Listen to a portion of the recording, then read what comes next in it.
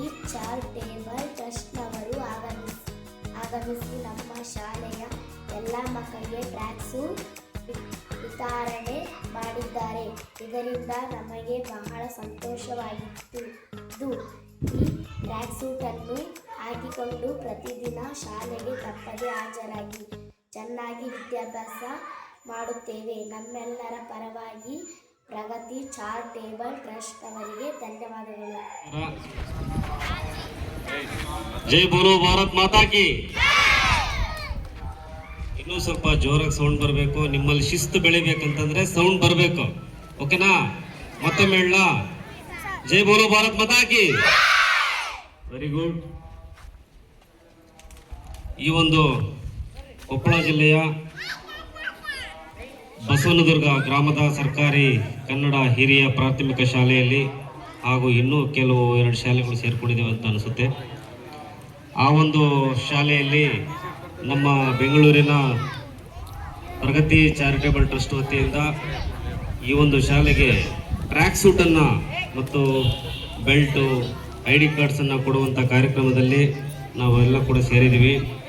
ಈ ವೇದಿಕೆಯಲ್ಲಿ ಇಲ್ಲಿವರೆಗೂ ಕೂಡ ಹಲವಾರು ವ್ಯಕ್ತಿಗಳು ಈ ವೇದಿಕೆಯನ್ನು ಅಲಂಕರಿಸಿದ್ದಾರೆ.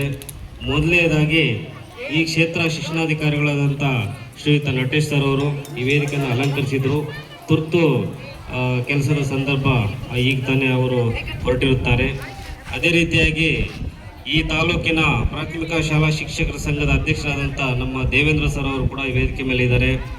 ಅದೇ ರೀತಿಯಾಗಿ ಗೌರವಾನ್ವಿತ ಅಧ್ಯಕ್ಷರು ಕೂಡ ಈ ವೇದಿಕೆ ಮೇಲೆ, ಪ್ರಾಥಮಿಕ ಶಾಲಾ ಶಿಕ್ಷಕ ಸಂಘದ ಗೌರವಾನ್ವಿತ ಅಧ್ಯಕ್ಷರು ಕೂಡ ಈ ಒಂದು ವೇದಿಕೆ ಮೇಲೆ ಇದ್ದಾರೆ.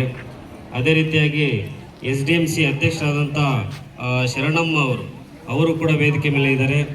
ಆಮೇಲೆ ಈ ಒಂದು ಊರಿನ PhD ಪದವಿಯನ್ನು ಪಡೆದು ಉನ್ನತ ಶಿಕ್ಷಣ, PhD ಅಂದರೆ ಉನ್ನತ ಶಿಕ್ಷಣ ಮಾಡಿ, ಆ ಒಂದು ಉನ್ನತ ಶಿಕ್ಷಣವನ್ನು ಪಡೆದು ತಾಲೂಕು ಗ್ಯಾರಂಟಿ ಸಮಿತಿಯ ಅಧ್ಯಕ್ಷರಾದಂಥ ಶ್ರೀಯುತ ವೆಂಕಟೇಶ್ ಬಾಬು ಸರ್ ಅವರು ಕೂಡ ವೇದಿಕೆ ಮೇಲೆ ಇದ್ದಾರೆ.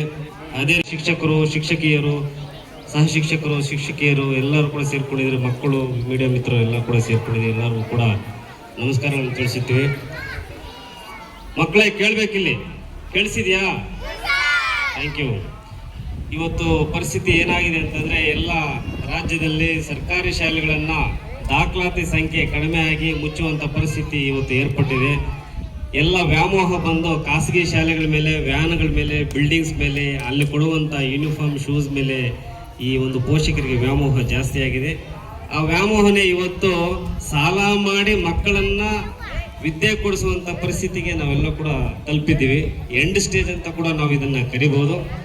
ಈ ಒಂದು ನಿರಂತರ ಇದು ಸಮಸ್ಯೆ ಇದು. ಈ ಒಂದು ಸಮಸ್ಯೆಗೆ ಪರಿಹಾರ ಸರ್ಕಾರನೇ ಕೊಂಡ್ಕೊಳ್ಬೇಕು. ನಾಗರಿಕರು ನಾವೇನು ಮಾಡ್ಲಿಕ್ಕಾಗೋದಿಲ್ಲ. ನಾವೇನು ಮಾಡ್ಬೋದು ಅಂತಂದರೆ ಇರೋದನ್ನು ಉಳಿಸ್ಕೊಂಡು ಹೋಗ್ಬೇಕು. ಸರ್ಕಾರಿ ಶಾಲೆಗಳನ್ನು ಇನ್ನೂ ಹೆಚ್ಚಾಗಿ ಎಸ್ಟಾಬ್ಲಿಷ್ಮೆಂಟ್ ಮಾಡುವಂಥ ಒಂದು ಪಾಲಿಸಿ ಸರ್ಕಾರಕ್ಕೆ ಬಿಟ್ಟಿದ್ದು. ಇರುವಂಥ ಸರ್ಕಾರಿ ಶಾಲೆಗಳಲ್ಲಿ ಗುಣಮಟ್ಟದ ಶಿಕ್ಷಣವನ್ನು ಹೇಗೆ ಮಾಡಬೇಕು, ಅಲ್ಲಿ ಇರುವಂಥ ದಾಖಲಾತಿಗಳನ್ನು ಹೇಗೆ ಇನ್ಕ್ರೀಸ್ ಮಾಡಬೇಕು, ದಾಖಲಾತಿಗಳನ್ನು ಇನ್ಕ್ರೀಸ್ ಮಾಡಬೇಕಂದ್ರೆ ಅಲ್ಲಿ ಏನು ಸೌಲಭ್ಯಗಳನ್ನು ಕೊಡಬೇಕು, ಅದನ್ನು ಮಾತ್ರ ನಾವು ಆಲೋಚನೆ ಮಾಡಿಕೊಂಡು ಕೆಲಸ ಮಾಡ್ತಾ ಇರುವಂಥದ್ದು ಸರ್ ಪ್ರಗತಿ ಚಾರಿಟೇಬಲ್ ಟ್ರಸ್ಟು. ಈಗಾಗಲೇ ನಾವು 250ಕ್ಕಿಂತ ಹೆಚ್ಚು ಸರ್ಕಾರಿ ಶಾಲೆಗಳ ಜೊತೆ ಕೆಲಸ ಮಾಡ್ತಿದ್ದೀವಿ.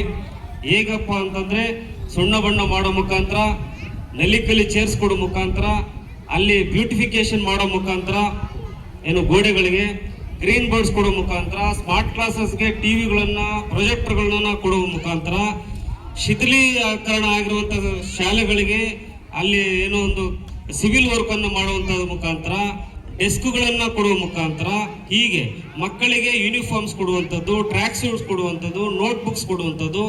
ಈಗಾಗಲೇ ನಮ್ಮ ಸಂಖ್ಯೆ 20,000ಕ್ಕಿಂತ ಹೆಚ್ಚು ಮಕ್ಕಳ ಜೊತೆ ಒಡನಾಟ ನಾವು ಬೆಳೆಸ್ಕೊಂಡು ಬರ್ತಾ ಇದ್ವಿ ಸುಮಾರು 7-8 ವರ್ಷಗಳಲ್ಲಿ.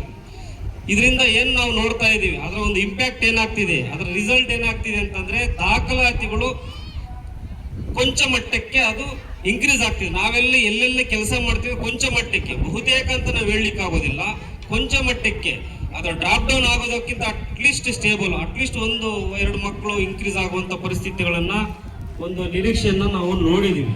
ಹಾಗಾಗಿ ಇನ್ನೂ ಹಲವಾರು ಸಂಘ ಸಂಸ್ಥೆಗಳು, ನಾಗರಿಕ ಬಂಧುಗಳು, ಊರಿನವರು, ಸಮುದಾಯದವರು ಪ್ರತಿಯೊಬ್ಬರು ಕೂಡ ಕೈ ಜೋಡಿಸಿದ್ರೆ ಸರ್ಕಾರಿ ಶಾಲೆಗಳು ನಿಜವಾಗ್ಲೂ ಇವತ್ತು ಉತ್ತಮವಾದ ಒಂದು ಶಿಕ್ಷಣವನ್ನು ಕೊಡುವಂತ ಒಂದು ಏನು ಎನ್ವಿರಾನ್ಮೆಂಟ್ ಅನ್ನ ನಾವು ರೂಪಿಸ್ಕೊಳ್ಬಹುದು ಅಂತ ನಾನು ಈ ಮುಖಾಂತರ ಹೇಳ್ತೀನಿ. ಕಾರಣ ಏನಪ್ಪಾ ಅಂತಂದ್ರೆ ಸರ್ಕಾರಿ